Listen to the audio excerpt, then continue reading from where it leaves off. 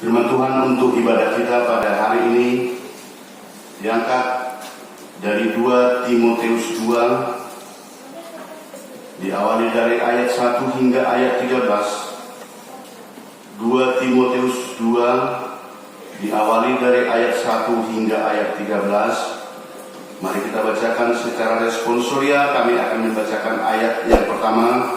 Bapak Ibu mudah-mudi ayat yang selanjutnya secara bergantian.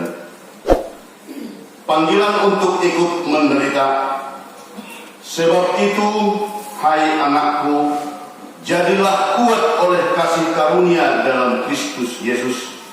Apa yang telah engkau dengar daripadaku di depan banyak saksi, percayakanlah itu kepada orang-orang yang dapat dipercayai, yang juga cakap mengejar orang. Ikutlah menderita sebagai seorang prajurit yang baik dari Kristus Yesus. Seorang prajurit yang tidak memusingkan dirinya dengan soal-soal penghidupannya, supaya dengan demikian ia berkenan kepada komandannya. Seorang olahragawan hanya dapat memperoleh mahkota sebagai juara apabila ia bertanding menurut peraturan-peraturan olahraga. Seorang petani yang bekerja keras haruslah yang pertama menikmati hasil usahanya. Perhatikanlah apa yang kukatakan. Tuhan akan memberi kepadamu pengertian dalam segala sesuatu.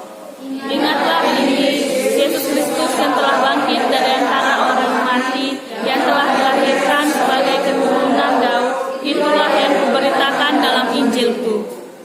Karena pemberitaan Injil inilah aku menderita, malah dibelenggu seperti seorang penjahat, tetapi firman Allah tidak terbelenggu.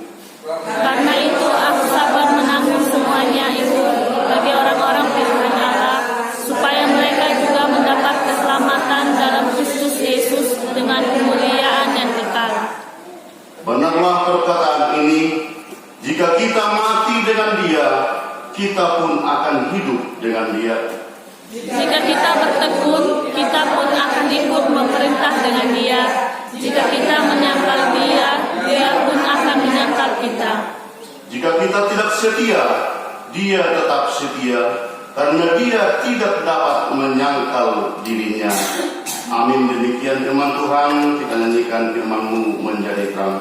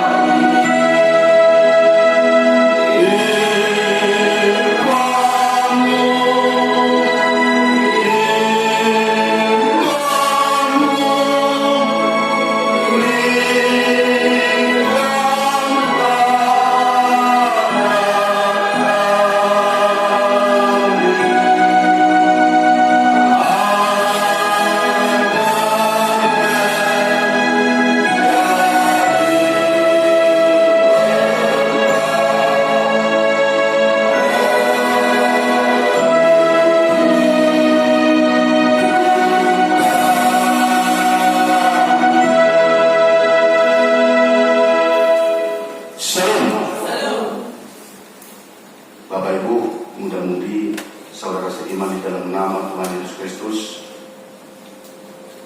sangat pantas kita bersyukur kepada Tuhan. Kasih karunia Tuhan masih kesampaian dengan kita hingga saat ini. Tema ibadah kita pada minggu ini, ikut menderita sebagai prajurit Kristus, atau memesan perkilon somong parangan Kristus.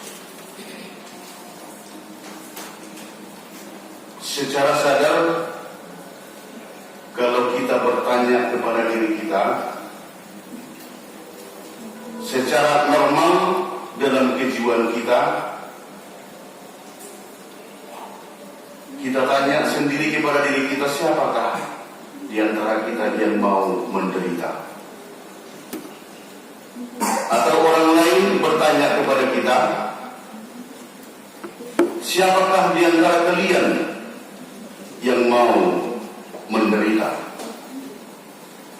Saya yakin Bapak Ibu dengan mudah-mudi hati dan pikiran kita pasti bertanya, hati dan pikiran kita dan suara kita pasti menjawab, saya tidak suka menderita. Bahkan mengatakan, saya tidak mau menderita. Ini jawaban secara sadar dari pribadi lepas pribadi di antara kita. Bapak Ibu yang dikasihi oleh Tuhan, terkait dengan tema yang sudah diuraikan tadi, ikut menderita sebagai prajurit Kristus, sebentar kita melihat atau membayangkan atau merefresh kembali, mungkin sudah sama-sama kita mengetahui bagaimana hidup seekor burung elang. Mungkin di sekolahan atau melalui cerita itu sudah sering kita dengarkan bagaimana seekor elang hidup dan mempunyai keturunan. Ternyata kalau seekor elang sudah mempunyai anak di sarangnya, beberapa minggu bahkan menjalani bulan, anaknya ini tadi sudah mulai mempunyai sayap dan sudah mulai bisa melangkah keliling-keliling di sarangnya itu tadi. Hari berikutnya sudah mulai mengepak-ngepak sayapnya. Apa yang terjadi? Maka sang induk dari elang ini tadi sudah mempunyai suatu program atau rencana bagaimana melakukan yang terbaik dengan anaknya itu tadi. Sesudah mulai elang ini, anak elang ini sudah mulai bisa terbang, maka tanpa berpikir panjang bahwa induk daripada elang ini akan menghancurkan sarangnya itu tadi, membuangkan bahkan ke tanah. Sesudah sarangnya ini Bapak Ibu dibuangkan, maka induk elang pun membawa anaknya itu terbang ke tempat yang tinggi, dan begitu sudah jauh di dekat awan, anaknya yang sudah bisa mulai mengepak-ngepakkan sayapnya itu tadi dilepaskan secara seketika. Apa yang terjadi Bapak Ibu? Anak elang ini pun berusaha dan berjuang dan betul-betul bagaimana dia supaya jangan jatuh langsung ke tanah, bagaimana supaya anak elang ini supaya jangan langsung mati seketika. Bapak Ibu yang dikasihi Tuhan, merupakan suatu penderitaan yang besar, merupakan suatu pergumulan yang menyiksa, merupakan suatu kondisi yang begitu sulit untuk dibayangkan. Anak elang yang masih berputar-putar di sekeliling daripada sangkarnya itu tadi langsung dibawa oleh induknya terbang jauh di atas dan dilepaskan dari sana. Induk elang pun berterbangan Bapak Ibu, sementara seturut dengan kemampuan daripada anak elang itu tadi, beberapa kali dia sudah tidak sanggup lagi. Anak elang ini tidak mampu lagi mempergunakan tenaganya yang ada, bahkan hampir jatuh terhempas ke tanah. Tetapi dalam kondisi yang sebenarnya, induk elang langsung cepat datang dari atas, langsung menangkap itu anak elang yang sudah mau terhempas ke tanah, supaya anaknya itu tadi jangan mati. Pelatihan cara yang seperti itulah yang selalu dilaksanakan oleh burung elang, sehingga anaknya bisa dikatakan suatu bangsa burung yang bisa terbang begitu jauh dan begitu tinggi. Apa hubungan daripada ilustrasi atau hubungan daripada cara daripada perkembangan gaya hidup dari seekor elang dengan anaknya dengan tema kita pada minggu ini, Bapak Ibu, bahwa penderitaan yang terjadi terhadap anak elang itu bukan merupakan suatu penderitaan siksaan yang mematikan, tetapi penderitaan itu diterima dan penderitaan itu terlaksana bagi anak elang adalah untuk membuatkan suatu motivasi, membuatkan suatu cara hidup yang bisa sesuai dengan kebenarannya. Dan inilah yang dikatakan itu tadi, ikut menderita sebagai prajurit Kristus. Penderitaan yang dirasakan oleh anak elang itu tadi bukan penderitaan kematian, bukan penderitaan pembunuhan, tetapi berdasarkan dengan penderitaan yang dilakukan oleh induknya itu tadi, membuatkan suatu yang besar, membuatkan suatu yang indah untuk kehidupan anak elang itu tadi. Seperti itulah khotbah kita pada saat ini, Bapak Ibu, yang disampaikan oleh Apostel Paulus terhadap rekamannya atau mitra pelayanannya, yaitu Timoteus. Hal itulah yang terjadi, ilustrasi atau kejadian yang seperti itu yang disampaikan oleh Paulus terhadap rekanan pelayanannya atau mitra pelayanannya, supaya jangan menghindar, supaya jangan lari dari penderitaan yang ada di dalam menyebarluaskan ataupun menyampaikan firman Tuhan. Paulus mengabarkan Injil di Asia bukan sendirian. Paulus memberitahukan firman Tuhan bersama dengan teman-temannya, bersama dengan mitranya, termasuk itu yang paling muda saat itu, yaitu Timoteus. Dikala itu, Bapak Ibu, Timoteus ini seorang yang sudah bisa dinyatakan dia begitu setia, dia begitu mengikuti yang dikehendaki oleh Tuhan, walaupun posisinya masih begitu muda. Timoteus cucu daripada yang bernama Lois, putra dari Oniki, menunjukkan suatu keteladanan, keteguhan untuk memberitakan kebenaran firman Tuhan, memberitakan kasih karunia dari Tuhan Yesus Kristus. Seperti yang sudah sama-sama kita ketahui, Bapak Ibu, di saat kepemimpinan daripada Kaisar Nero, bahwa Paulus beberapa kali ada di penjara karena dianggap membuat suatu keonaran di bangsa itu, membuatkan suatu kerusuhan di bangsa yang dipimpin oleh Kaisar Nero, karena selalu memberitakan kebenaran-kebenaran, memberitakan ajaran-ajaran dari Kristiani. Paulus tahu sebenarnya hal-hal apa saja konsekuensi yang akan dihadapi oleh Paulus kalau dia tetap berjuang, kalau dia tetap melaksanakan pemberitaan firman Tuhan, kalau dia tetap menyampaikan ajaran-ajaran dari Tuhan Yesus terhadap orang-orang yang mau mendengar.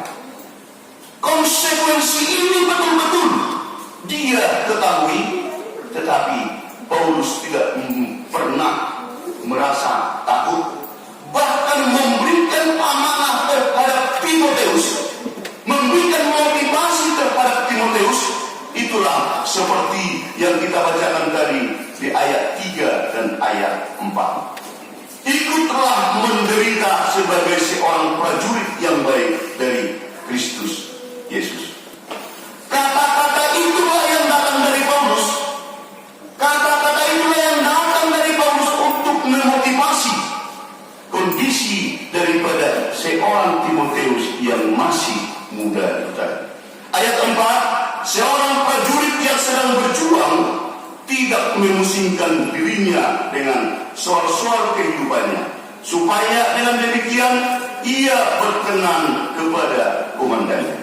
Itu yang pertama, Bapak Ibu, yang disampaikan oleh Paulus terhadap Timoteus. Yang kedua, yang disampaikan seperti yang sudah kita bacakan tadi di ayat 5, seorang olahragawan hanya dapat memperoleh mahkota sebagai juara apabila ia bertanding menurut peraturan olahraga.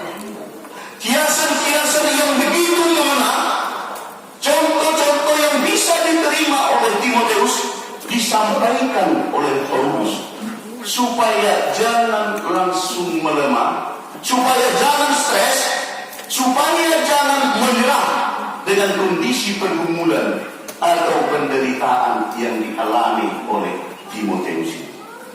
Itu yang kedua.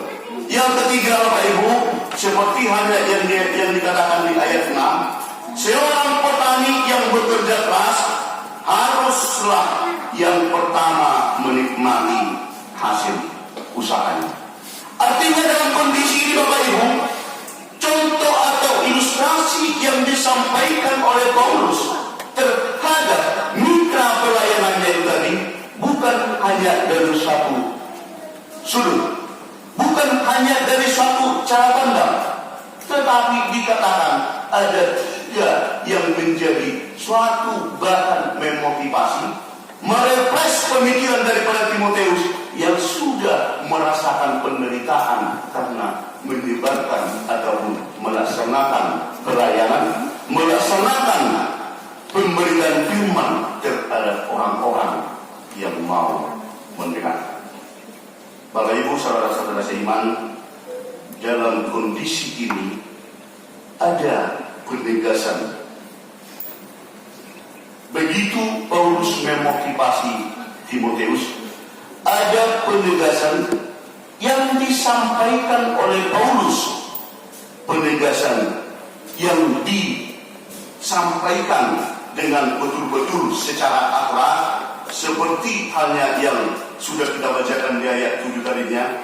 Perhatikanlah apa yang kukatakan, Tuhan akan memberi kepadamu pengertian dalam segala sesuatu. Tuhan akan memberikan pengertian dalam sesuatu. Yang berarti kalau mau mengerjakan secara total, mau mengerjakan secara sesuai dengan kebenaran, bahwa Allah akan tetap menguatkan, Allah akan betul-betul tetap menopang, Allah akan tetap betul-betul menyertai jikalau kita laksanakan dengan sebenarnya. Suatu contohnya, bagaimana kita mau mengharap hasil yang besar di dalam bertani, sementara yang kita laksanakan asal-asalan.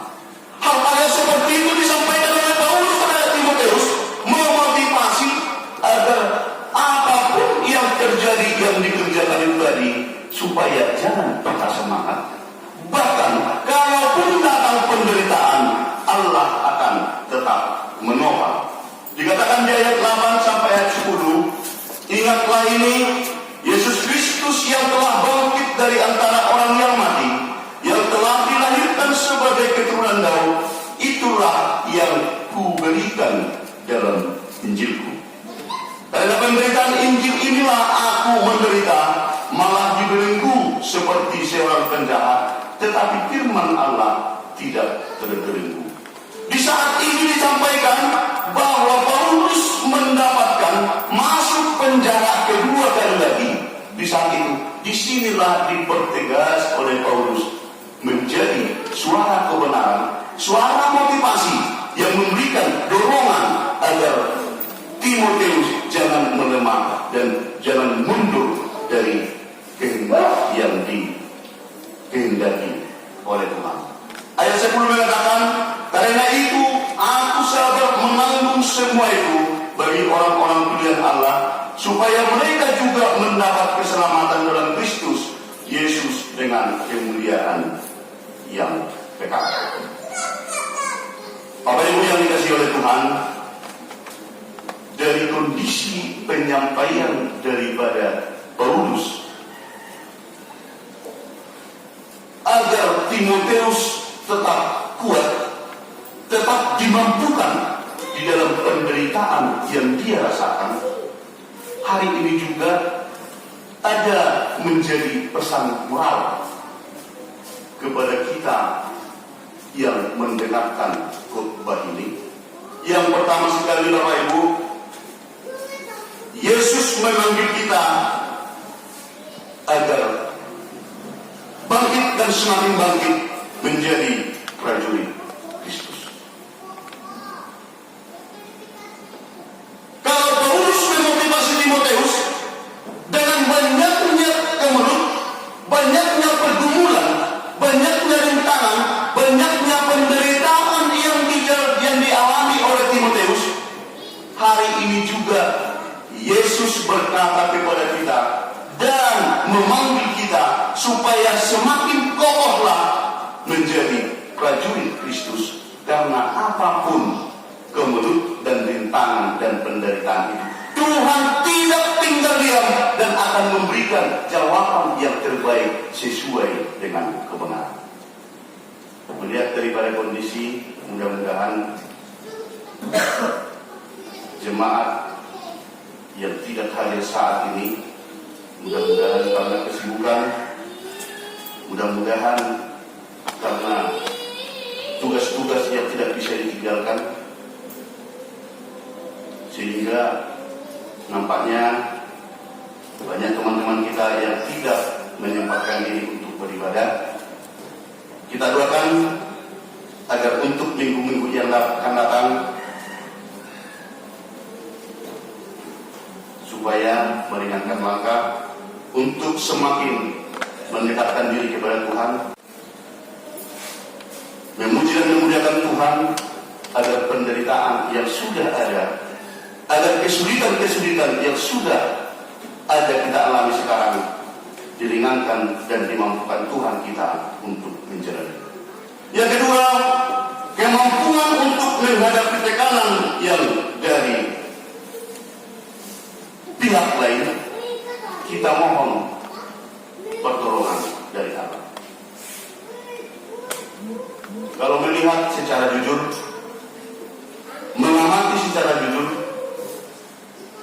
secara menyeluruh, saya yakin terlebih mulai adanya COVID di dunia, terkhusus di negara kita, kendala-kendala yang dialami oleh masyarakat Indonesia sangat bervariasi, mempunyai efek dalam berbagai hal, terkhusus di dalam perekonomian.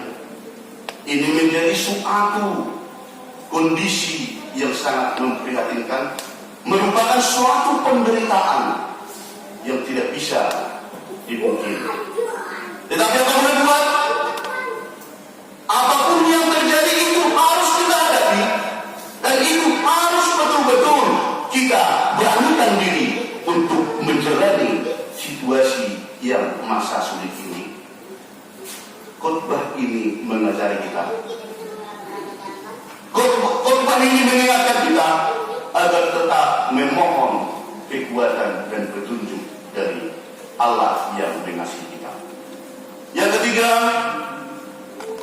jangan janji moral dari khotbah ini kita diajari supaya jangan pernah jadi takut kalaupun penderitaan itu mengikuti kita. Terlebih kalau ada penderitaan karena kita tetap setia mengikuti Kristus.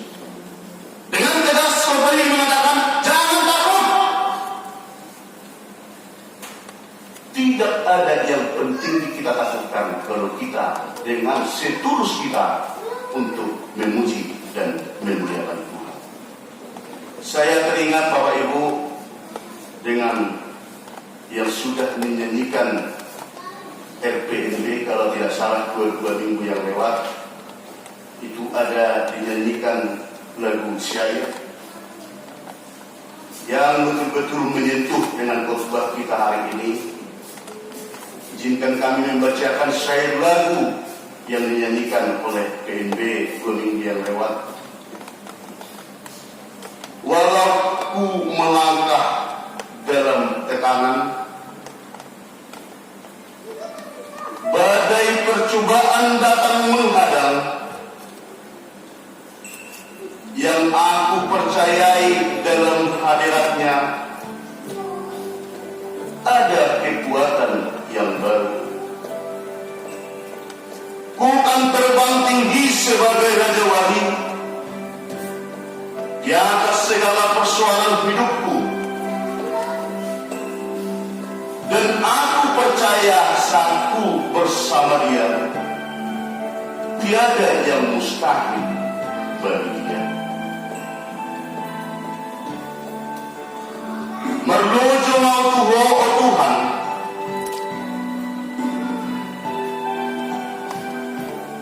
apa ironi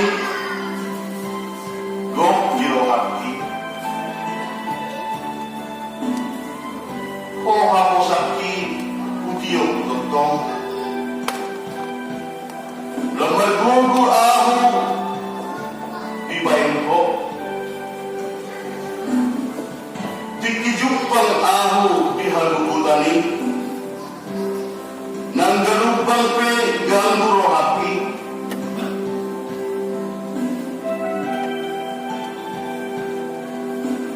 Kau hapo sakti utiok totong, lembar gugur ahu di baingko, sebelah abang masaiku meninggal bersude atas sidarologi. Olah kau Tuhan bersabang rohaki, dada naso terbaik kau Tuhan. Walaupun melangkah dalam tekanan, badai percobaan datang menghadang, yang aku percaya dalam hadiratnya ada kekuatan yang baru. Kita nyanyikan firman-Mu berkata.